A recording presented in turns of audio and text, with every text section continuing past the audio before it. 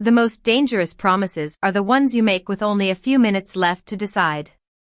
If anyone had asked me that morning where I expected to spend my Friday night, I would have said shelving new arrivals at the neighborhood bookstore before heading home with takeout and a mystery novel. Instead, I found myself standing beneath the towering glass entrance of the Grand Crescent Hotel, carrying a freshly pressed tuxedo over one shoulder while luxury cars lined the circular driveway outside. My best friend, Noah Brooks, had sounded completely panicked when he called less than an hour earlier. His tire had blown out on Interstate 95, roadside assistance was still 30 minutes away, and he begged me to deliver his backup tuxedo to the hotel before the annual Brooks Hospitality Charity Gala officially began. It sounded simple enough. Walk inside. Find Noah. Hand over the garment bag. Leave before anyone noticed I clearly did not belong among the city's wealthiest executives. The revolving doors opened, and polished marble floors stretched beneath dazzling chandeliers that reflected warm golden light across the enormous lobby. Hotel staff moved with effortless precision while elegantly dressed guests laughed beside towering floral arrangements. I suddenly became very aware that my navy suit, the nicest one I owned, had been purchased during a clearance sale 2 years earlier. I checked my phone. Still no message from Noah. Before I could call him again, someone quietly spoke my name. Ethan. I turned to find Adrian Brooks walking toward me. Noah's older brother looked exactly the way every business magazine described him, impeccably dressed, composed, and completely in control. Yet as he reached me, I noticed something those magazine covers never captured. He looked exhausted. Noah is not here, Adrian said after glancing at the garment bag. He called me. His car broke down. I nodded and handed him the tuxedo. He asked me to make sure you got this before the gala. Adrian accepted it without looking inside. Instead, his eyes shifted toward the grand ballroom entrance where photographers were already gathering near a backdrop covered with company logos. Several board members stood nearby checking their watches while speaking quietly among themselves. Adrian exhaled almost silently before looking back at me. The person who was supposed to arrive with me canceled less than 15 minutes ago. I frowned sympathetically. That is terrible timing. It is, he agreed. And if I walk into that ballroom alone, half the room will assume something has gone wrong before the evening even begins. I waited, unsure why he was telling me this. Adrian studied me for a long moment before speaking again. You are the only person in this hotel who has nothing to gain from pretending to care about me. I blinked, convinced I had misunderstood him. What? I need someone to attend the gala beside me, he said calmly. Someone the press cannot connect to my company, my investors, or my competitors. My heart began racing. You cannot possibly mean me. I do. He stepped one pace closer, lowering his voice just enough that no one else could hear. Be my boyfriend for one evening. After midnight, we both walk away, and your life returns to normal. For several long seconds I simply stared at Adrian, convinced he had mistaken me for someone else.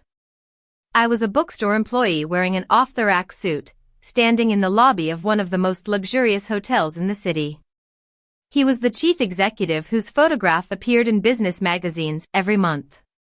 The idea that anyone would believe we belonged together sounded almost impossible. You do not have to answer immediately, Adrian said, his voice calm despite the urgency around us. But I only have a few minutes before every guest in that ballroom begins asking questions. I looked toward the grand entrance where reporters were already adjusting cameras and event staff quietly coordinated the arrival of prominent guests. This was clearly more than a simple charity gala. Every detail had been planned with precision, and Adrian's unexpected situation threatened to become the evening's biggest story before it had even begun. Why me? I finally asked. Adrian answered without hesitation. Because you are honest. Noah has spent years talking about you. Every time something went wrong in his life, you were the friend who showed up without expecting anything in return. Tonight, I need exactly that kind of person beside me. His answer caught me off guard. I had never imagined Noah discussed me with his older brother, much less that Adrian had remembered those conversations. Before I could respond, a woman wearing a tailored black suit approached us carrying a small garment case. "Sir," she said politely, "the photographers are asking whether you are ready." Adrian nodded before looking back at me. One evening. No complicated lies. We simply arrived together. I took a slow breath. "And tomorrow?" "Tomorrow," he replied, "you go back to your bookstore, and I return to my meetings. Nothing about your life has to change." I should have walked away. Every logical part of me knew accepting this offer could only create unnecessary complications. But I also saw the pressure Adrian carried behind his composed expression. For the first time since I had known of him, he looked less like an untouchable executive and more like someone trying desperately to keep an important promise. "All right," I said quietly. "I will help." Relief flashed across Adrian's face so briefly that almost no one else would have noticed it. "Thank you." Within minutes I found myself escorted into a private hospitality suite overlooking the ballroom. A stylist adjusted my tie, brushed invisible dust from my jacket, and suggested folding my pocket square differently. Another staff member offered polished dress shoes that happened to match my size almost perfectly after noticing mine had become damp from the rain outside. Adrian waited near the window, giving instructions to his communications director while occasionally glancing toward me. When everyone finally stepped out, leaving only the two of us in the room, he smiled faintly. "There are only 4 rules," he said. "Stay beside me whenever cameras are present. Answer honestly whenever possible. If you do not know what to say, let me speak first. And most importantly, never look uncomfortable." I laughed nervously. That last rule may be impossible. Adrian surprised me by laughing too, the sound warm and genuine, instead of carefully rehearsed. "Then we will both have to become better actors." A soft knock interrupted us. The ballroom doors had opened, the orchestra had begun playing, and someone outside announced that the guests of honor were ready to make their entrance. The heavy ballroom doors opened slowly, and for a brief second it felt as though the entire room had turned toward us at once.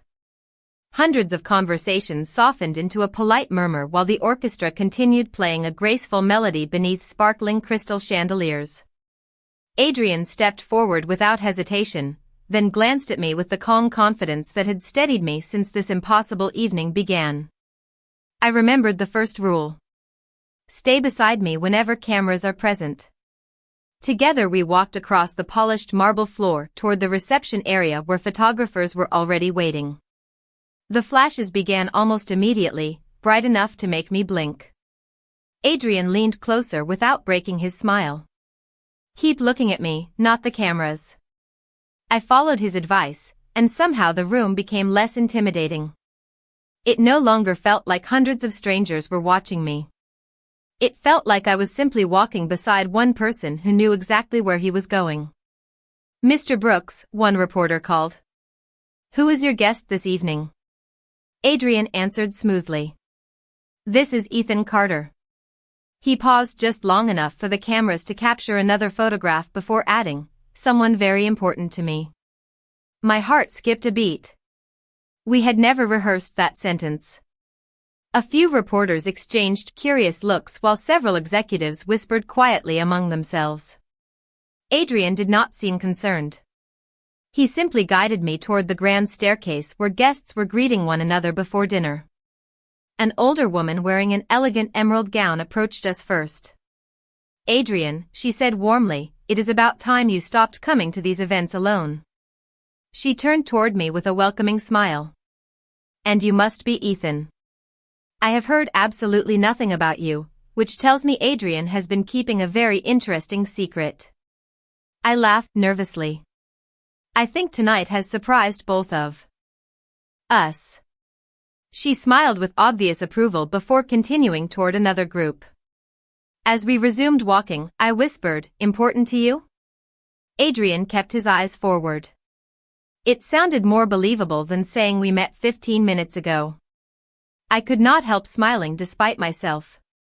You are surprisingly good at this. I wish I were not, he admitted quietly. The next 20 minutes became a blur of introductions. Hotel owners, city officials, charity organizers, and longtime business partners all welcomed me with genuine kindness. What surprised me most was Adrian's remarkable memory. He greeted every employee by name, thanked the servers carrying trays through the crowd, and even congratulated one young manager on the birth of her daughter. The distant executive I had imagined over the years slowly disappeared with every interaction. Then came the first question neither of us had expected. A well-known investor smiled politely before asking, "So, Ethan, how did the two of you meet?" My mind went completely blank. Adrian had told me to answer honestly whenever possible, but the truth would end this entire charade within seconds. Before panic could completely take over, I remembered something he had said earlier. "Noah has spent years talking about you." I smiled naturally. "Actually, Noah introduced us." Adrian looked at me with faint surprise before effortlessly continuing the story. "My younger brother has been trying to convince Ethan to attend one of these events for years." I nodded, understanding exactly what he was doing. I finally ran out of excuses. Laughter spread around the small group, and the conversation moved on so naturally that no one questioned another word. As we walked away together, Adrian quietly murmured, "That was not entirely fictional." I looked up at him, confused. "What do you mean?" His faint smile returned. "Noah really has been trying to convince you for years. I just never expected tonight would be the night you finally came." As the last conversation faded behind us, the orchestra shifted into a slower melody that immediately drew couples toward the center of the ballroom. The polished dance floor reflected the golden chandeliers above, creating the illusion that everyone was moving across a sea of warm light. I watched the first guest step into graceful rhythm before quietly turning to Adrian. "Please tell me dancing was not one of the rules." He smiled with unmistakable amusement. "It became one about 30 seconds ago." Before I had time to protest, the master of ceremonies welcomed everyone to the opening dance and invited the evening's honored guests onto the floor. Every camera that had been scattered around the ballroom suddenly turned toward us again. Adrian extended his hand with quiet confidence. "Trust me."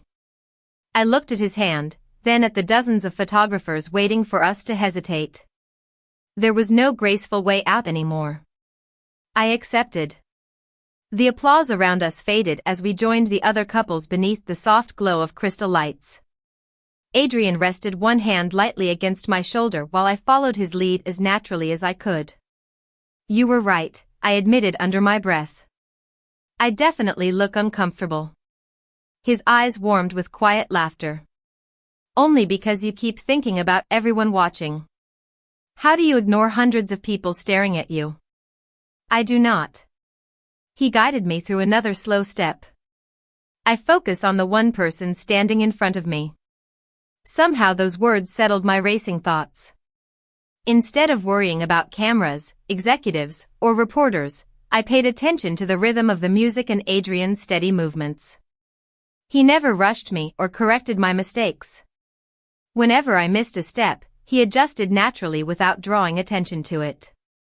For the first time that evening, pretending no longer felt exhausting. It felt surprisingly effortless. As the music continued, I noticed small details that challenged everything I thought I knew about him. He quietly thanked the musicians when we passed near the orchestra. He smiled at the hotel employees arranging the next part of the program. When an elderly guest briefly lost his balance near the edge of the dance floor, Adrian paused just long enough to make sure someone reached him before continuing the dance. None of those gestures seemed planned for the cameras. They simply appeared to be part of who he was. "You are different from what people say," I whispered. Adrian looked genuinely curious. "Different how?" "Everyone thinks you only care about business." He smiled faintly without looking away. Business is simply what I do. It has never been who I wanted to become. Before I could ask what he meant, another voice interrupted us from only a few feet away. That is a surprisingly thoughtful answer. We both turned to see a tall man in an impeccably tailored black tuxedo approaching with an effortless smile. His posture was relaxed, but his sharp blue eyes carefully studied every movement between Adrian and me. Adrian's expression remained perfectly polite, although I noticed his shoulders become noticeably still. "Good evening, Lucas," he said evenly. Lucas nodded before offering his hand toward me. "You must be Ethan. I have heard absolutely nothing about you, which is remarkable considering Adrian usually plans every important decision months in advance." I shook his hand politely. "It is nice to meet you." Lucas smiled, but there was something unreadable behind the friendliness. "I hope you enjoy the evening," he replied. "After all, you are standing in a place that someone else expected to occupy only a few hours ago." Lucas's words lingered in my mind long after he disappeared into the crowd. I watched him greet investors with effortless confidence, smiling as though he had never intended to unsettle me in the first place. Beside me, Adrian remained perfectly composed, but I could sense the subtle change in his posture. The relaxed ease that had slowly appeared during the dance had vanished. "Who is he?" I asked quietly as the orchestra finished another song. Adrian waited until several guests walked past before answering. "Lucas Bennett owns one of the largest hospitality consulting firms on the East Coast. For months, everyone assumed we would announce a strategic partnership tonight." I looked toward Lucas again. "And everyone expected him to arrive with you." Adrian nodded once. "Yes." Before I could ask another question, dinner service began, and guests were guided into the grand ballroom where round tables overlooked a stage prepared for the evening's charity presentations. To my surprise, my place card sat directly beside Adrian's at the center table. Every influential guest seemed to be seated within a few feet of us. As we settled into our seats, I quietly whispered, "This feels like sitting in the front row of a final exam I forgot to study for." Adrian smiled without looking away from the stage. Then we are both improvising. Throughout dinner I observed him more closely than before. Away from photographers, he thanked every server who approached the table. He complimented the chef after the first course and remembered the names of hotel employees who stopped to ask whether everything was running smoothly. None of it appeared rehearsed. The polished businessmen the public admired seemed to disappear whenever cameras were not nearby, replaced by someone who genuinely noticed the people around him. Halfway through dinner, Lucas approached our table carrying 2 glasses of sparkling cider. "May I borrow Ethan for a moment?" he asked pleasantly. Adrian turned toward me instead of answering for me. "Only if you are comfortable." I appreciated that he let the decision remain mine. Curious despite myself, I stood and followed Lucas toward a quiet terrace overlooking the illuminated gardens. The cool evening air was a welcome break from the crowded ballroom. Lucas rested one glass on the stone railing but never picked it up. "You seem like a good person," he began. "That is exactly why I wanted to speak with you privately." I folded my hands, waiting. He sighed almost sympathetically. "Do not misunderstand Adrian. He is an excellent executive. But he carries the company on his shoulders every hour of every day. Tonight is not really about romance. It is about protecting his business from unnecessary speculation." I remained silent. Lucas continued gently, "The seat beside him was originally meant for me because investors expected stability. When I canceled our appearance together this afternoon, he needed another solution before the gala began. That happened to be you." His words landed heavier than I wanted to admit. Was I simply the nearest replacement? Before doubt could settle any deeper, another familiar voice interrupted from behind us. "You forgot one important detail, Lucas." Adrian stepped onto the terrace, calm but unmistakably firm. "I chose Ethan because I trusted him. I decided not to stand beside you because I no longer trusted you. Lucas's polite smile finally faded, and for the first time that evening, I realized this gala was no longer the only thing quietly falling apart. Lucas held Adrian's gaze for several quiet seconds before giving a polite nod that felt more like a challenge than an apology. Then I wish both of you a pleasant evening, he said evenly, turning back toward the ballroom without another word. The terrace suddenly became silent except for the distant music drifting through the open doors and the gentle splash of the hotel fountain below. I looked at Adrian, still trying to understand everything that had happened. You really turned down a partnership with him? Adrian rested both hands lightly on the stone railing as he looked across the illuminated gardens. I postponed it. He smiled faintly before correcting himself. Then I realized I did not want it anymore. I frowned. Because of me? He shook his head. Because I finally admitted to myself why I kept delaying it. Before I could ask what he meant, the lights around the gardens flickered once, then disappeared completely. A second later, part of the ballroom dimmed as surprised conversations echoed inside. Emergency lighting quietly illuminated the hallways while hotel staff calmly reassured guests that backup power would activate within minutes. Adrian glanced toward the ballroom entrance before looking back at me. The generators will handle it. This building prepares for everything. We remained on the terrace while most guests stayed inside waiting for announcements. For the first time that evening, there were no cameras, no reporters, and no curious investors watching every movement. It felt strangely peaceful. I leaned against the railing beside him. Can I ask you something honestly? Adrian nodded. Always. I hesitated before speaking. If your original plan was to appear with Lucas, why did you ask me instead of finding someone else from your company? Adrian let out a slow breath.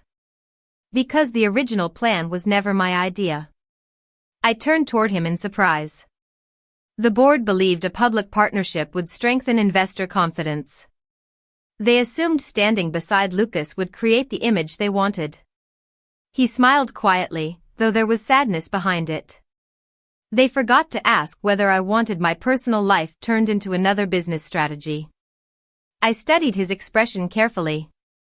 So when Lucas canceled, everyone expected me to call someone else connected to the company.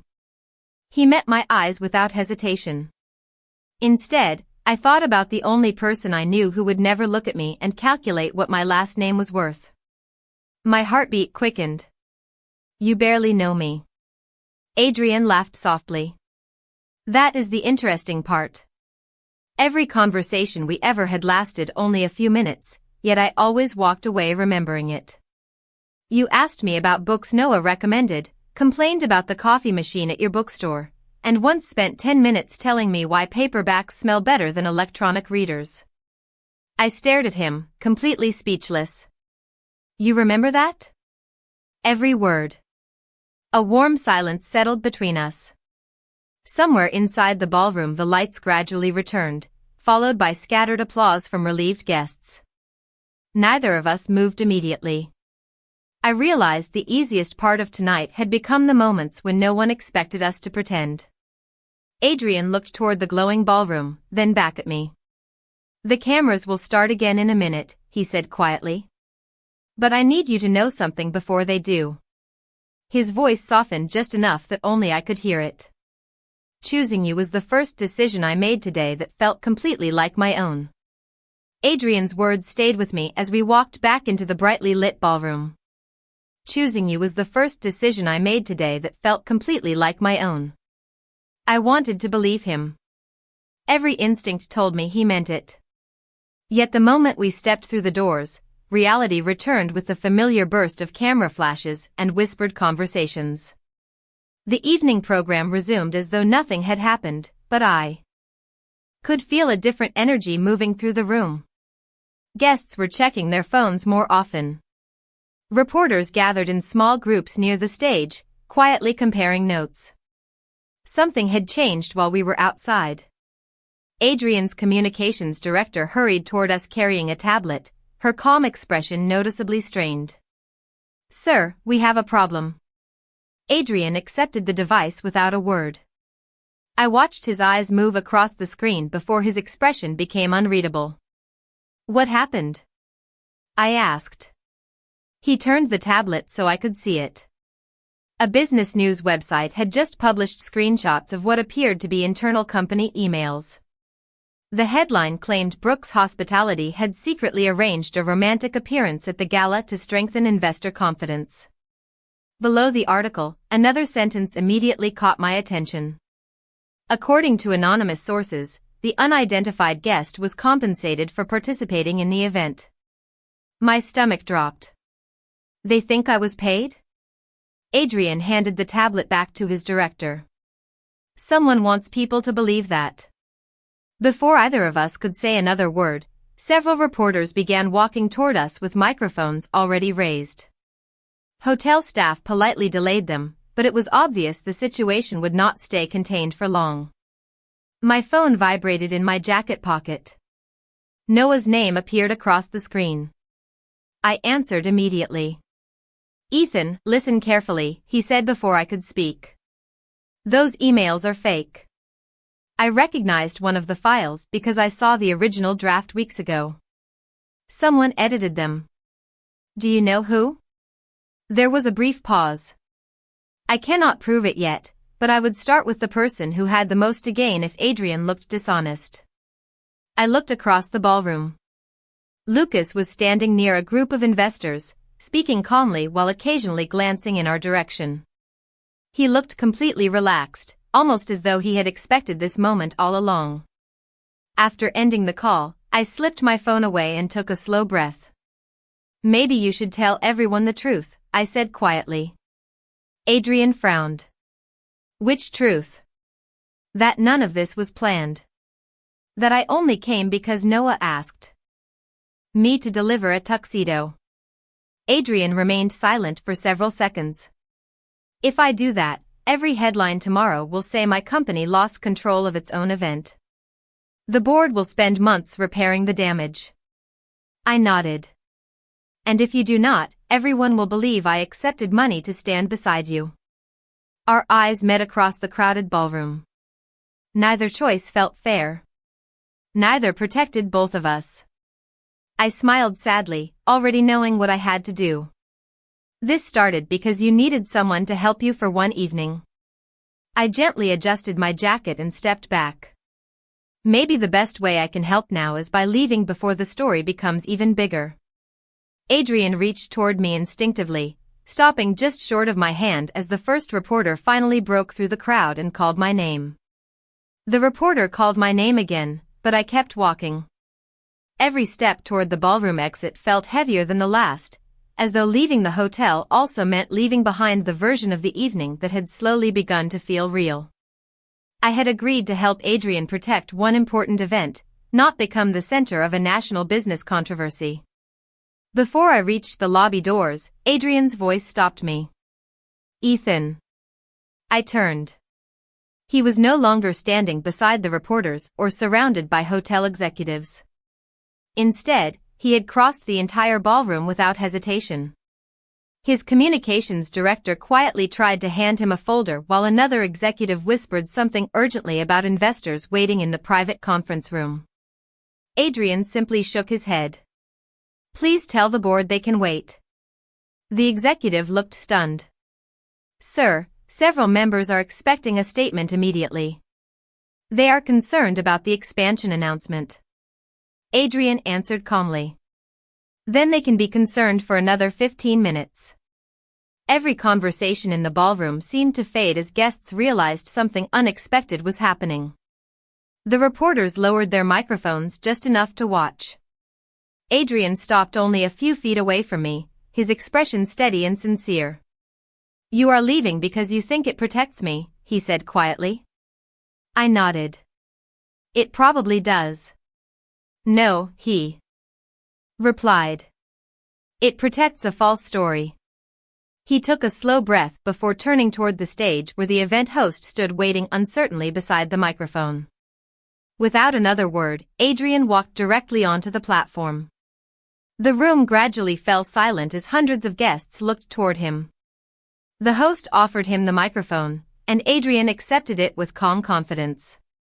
"Good evening," he began.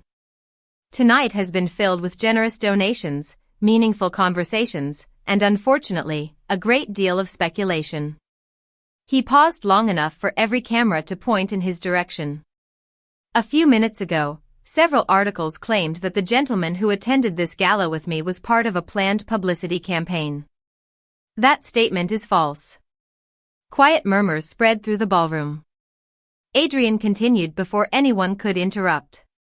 "Ethan Carter came here tonight because my younger brother asked him to deliver a tuxedo after an unexpected emergency. When circumstances changed, I asked him for a favor. He agreed because he wanted to help another person, not because anyone offered him money, influence, or opportunity." I felt every eye in the room turn toward me again, but this time the attention no longer felt accusing. Adrian looked directly at the audience. "If anyone deserves responsibility for the confusion surrounding this evening, it is me. I made a difficult decision with very little time, and I accept every consequence that follows. Ethan deserves none of the criticism being directed toward him." One reporter raised a hand. "Mr. Brooks, are you willing to postpone your company's expansion if this controversy affects investor confidence?" Adrian answered without hesitation. "Business opportunities can be rebuilt. A person's integrity should never become collateral damage." The ballroom became completely silent. Then, from somewhere near the back of the room, one guest began applauding. Another joined. Within seconds, the applause spread across the ballroom until nearly everyone was standing. I looked at Adrian, overwhelmed by what he had just risked, and realized that somewhere between pretending to stand beside him and trying to walk away, neither of us had been acting for a very long time. The applause echoed through the ballroom long after Adrian lowered the microphone. For the first time that evening, no one seemed interested in rumors, leaked emails, or dramatic headlines. People were responding to something much simpler. They had just watched a man with every reason to protect his reputation choose honesty instead.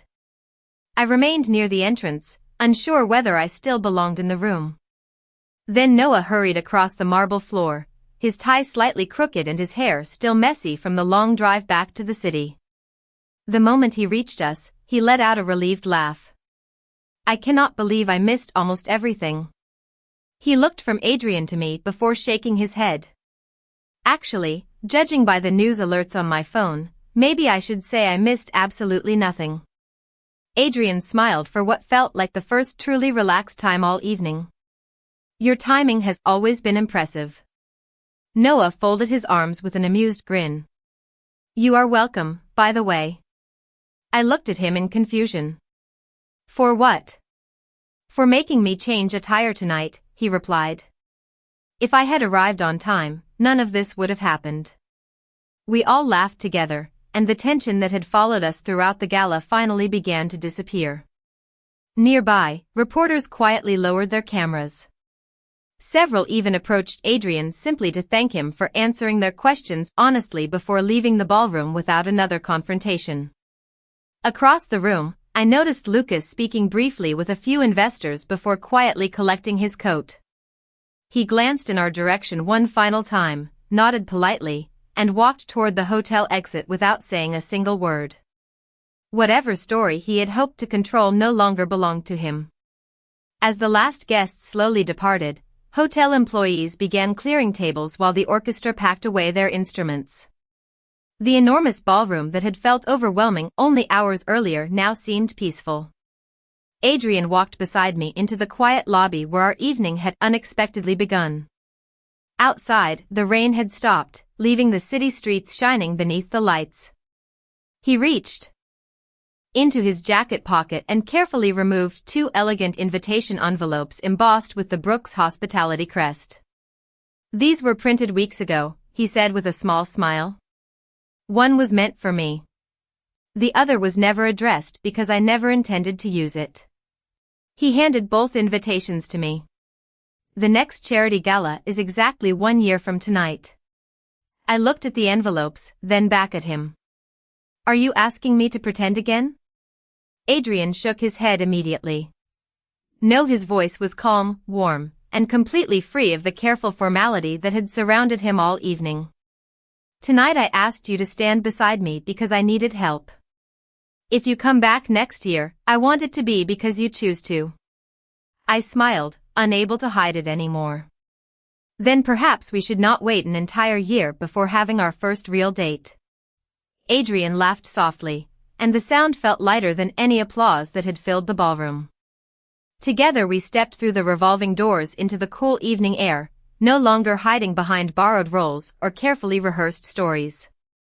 Sometimes the most meaningful beginning does not happen when two people first pretend to belong together. Sometimes it happens the moment they finally stop pretending and discover they have already found their way home in each other.